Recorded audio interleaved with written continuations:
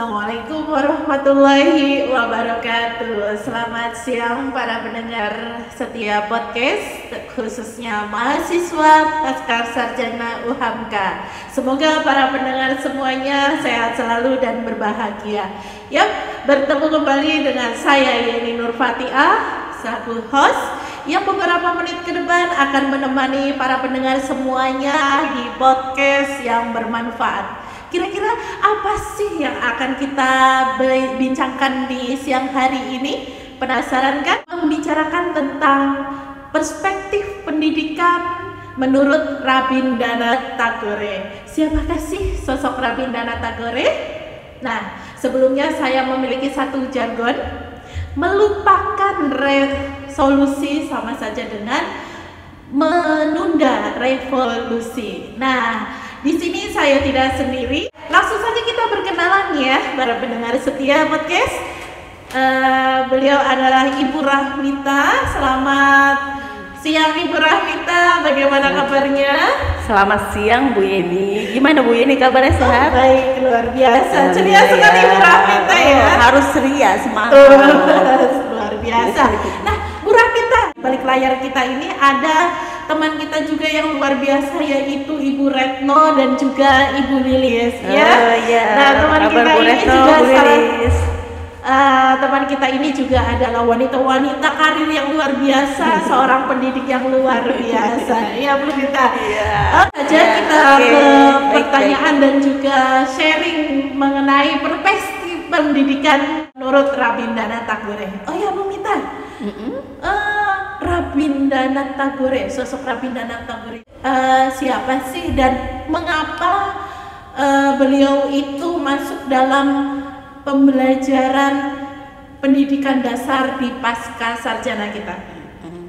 Oke Bu Yeni dan pemirsa, nih mungkin banyak yang baru ngeh ya nama Rabindranath Tagore. Ternyata pendidikan di Indonesia itu filosofinya terinspirasi dari Rabindranath Tagore. Yakni dia adalah seorang tokoh pendidikan India dan tokoh dunia.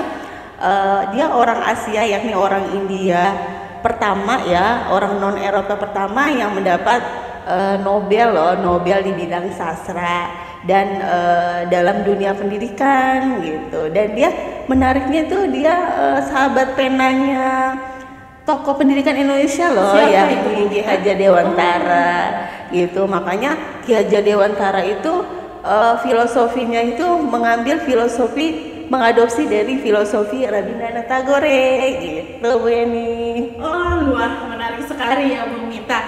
Nah, apakah Rabindranath Tagore itu pernah bertemu dengan sosok Ki Hajar Dewantara yang disampaikan tadi oleh Bu Mita? Iya, karena dia bersahabat, terutama dalam dunia pendidikan ya. Dia itu saking juga ada respect dengan Ki Hajar Dewantara sampai mendatangi Indonesia tuh, yakni pada tanggal 21 September 1927. Selanjutnya berbicara tentang Rabindranath Tagore sebagai tokoh pendidikan, apa sih filosofi pendidikan menurut Rabindranath Tagore? Oke Bu Yeni, jadi filosofi pendidikan menurut Rabindranath Tagore itu ada 4. Yang pertama tentang harmonisasi, kata dia tuh. Harmonisasi artinya manusia bisa memposisikan dirinya sebagai manusia sesuai dengan posisinya. Misalkan kalau manusia lapar dia kan makan tuh, kalau haus dia minum. Jadi dalam pendidikan itu harus memberikan tugas sesuai dengan posisinya manusia atau posisi anak didik itu. Kalau dia kemampuannya agak lemah, dia diberikan tugas yang agak sedikit misalkan gitu. Yang kedua tentang kebebasan. Menurut Tagore, dalam pendidikan harus membebaskan siswa, kata dia. Membebaskan apa? Membebaskan siswa untuk menyukai materi yang disukai gitu. Jadi tidak membebankan semua materi kepada siswa. Apa yang dia sukai di sekolah itu atau pendidikan itu menyediakan, istilahnya kan, memberikan pelayanan. Yang ketiga adanya kreativitas, bahwa pendidikan itu diarahkan untuk menumbuhkan kreativitas siswa. Jadi saat dia keluar atau lulus dari sekolah, anak itu bisa berkecimpung di masyarakat dengan kreativitas yang dimiliki. Dan yang terakhir itu adanya komunikasi. Untuk keberhasilan siswa itu adanya komunikasi antara guru, siswa, dan orang tua. Jadi orang tua jangan hanya menitipkan anaknya di sekolah menurut Tagore itu. Jadi untuk kemajuan anak, lihatlah perkembangan anak di sekolah dengan bertanya kepada guru, sehingga anak merasa diperhatikan guru dan orang tuanya. Oke Bu Mita, saya ingin mengenal lebih dalam lagi mengenai Rabindranath Tagore. Kemudian saya ingin bertanya, menurut Tagore seperti apa sih pendidikan yang ideal itu? Oke, menurut Tagore itu pendidikan yang ideal ya, yang pertama adanya harmonisasi dalam hal ini. Pendidikan itu harus memanusiakan manusia. Justru yang menariknya itu tidak boleh ada persaingan kompetisi loh menurut dia. Jadi kalau ada kompetisi menurut dia itu nanti adanya superior dan inferior. Betul. Ada yang lebih kuat, yang lebih lemah. Ini yang tidak boleh, karena hal ini menurut dia tidak memanusiakan manusia gitu. Jadi manusia itu harus sama istilahnya gitu. Kemudian meningkatkan literasi. Literasi artinya di sini kan itu memberikan rasa sadar manusia untuk dapat hidup bermasyarakat ya. Kemudian yang ketiga adanya jalan pencerahan. Jalan pencerahan itu bahwa dalam pendidikan itu guru sebagai jalan pencerahan tuh bisa mengajarkan moral yang baik dan mana yang baik dan mana yang buruk ya. Kemudian menurut dia lagi mengembangkan kepribadian ya, ini ada kapasitas menyeimbangkan antara kapasitas moral. Artinya dalam pendidikan itu guru harus mengajarkan tentang aturan-aturan yang baik tuh yang ada di lingkungan masyarakatnya. Kemudian di situ murid diajarkan untuk bagaimana bersikap estetika dan etiketnya. Misalkan kalau estetika itu kan sikap sikap batin ya. Kalau etiket itu sikap fisik. Jadi artinya contohnya sikap estetikanya itu bagaimana cara menghormati orang tua. Maka sikap etiketnya mencium tangan orang tua. Itu contohnya ya. Kemudian menumbuhkan rasa harmoni bersama alam kata dia. Jadi manusia itu harus menyatu dengan alam tadi, yang pembelajaran dengan alam. Siswa harus diajar keluar dari kelas, jangan hanya di kelas terus gitu Bu Yeni. Oke, berarti menarik sekali ya, belajar dengan alam. Jadi tidak selalu belajar di kelas saja. Lebih menarik, anak lebih tertarik, lebih kritis lagi. Betul. Nah, lah kalau hujan bagaimana itu Bu Mita? Ya hujan masuk lah Bu Yeni, kan sakit. Oh, iya. Tapi menarik juga ini yang diajarkan Rabindranath Tagore itu sesuai dengan kurikulum Merdeka sekarang loh, yang diadopsi oleh sesuai dengan Ki Hajar Dewantara gitu. Iya, menarik sekali ya pendidikan ideal yang dikemukakan oleh Rabindranath Tagore.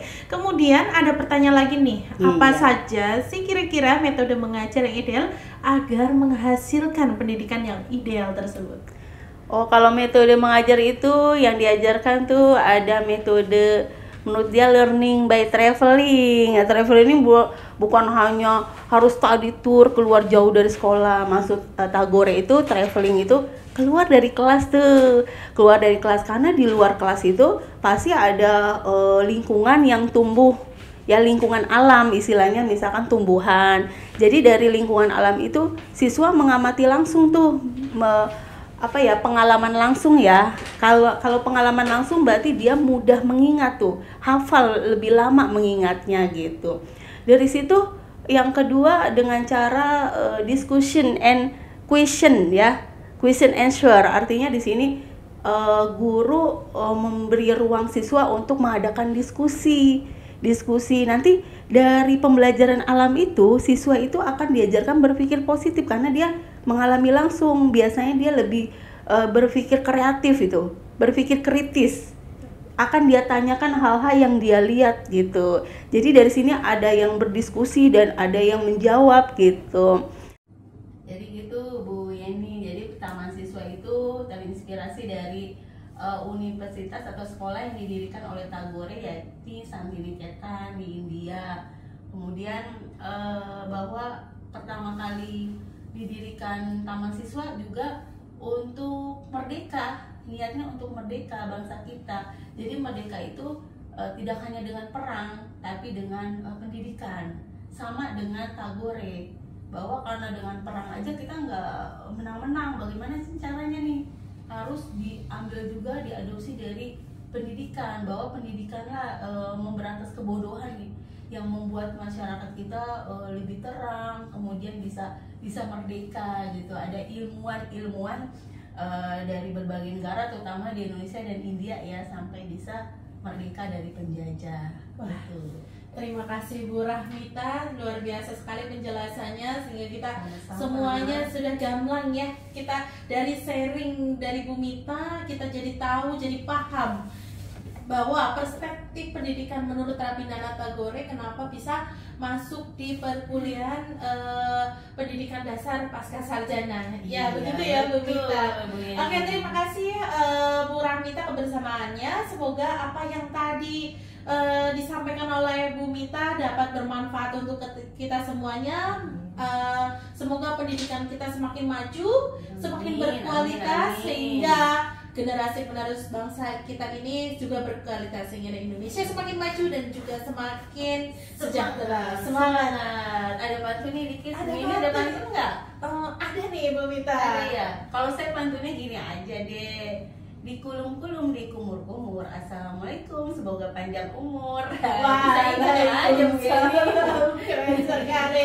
Oke, itu pantun dari Bu Mita. Terima kasih Bu Mita untuk sharingnya di podcast yang bermanfaat ini. Semoga nanti kita bisa bertemu kembali di lain kesempatan ya Bu Mita. Amin, tunggu ya Bu Yeni. Oke, nanti kita hubungi Bu Mita lagi sebagai narasumber di materi selanjutnya. Terima kasih. Sekian dari saya. Wabillahi taufiq wal hidayah. Wassalamualaikum warahmatullahi wabarakatuh.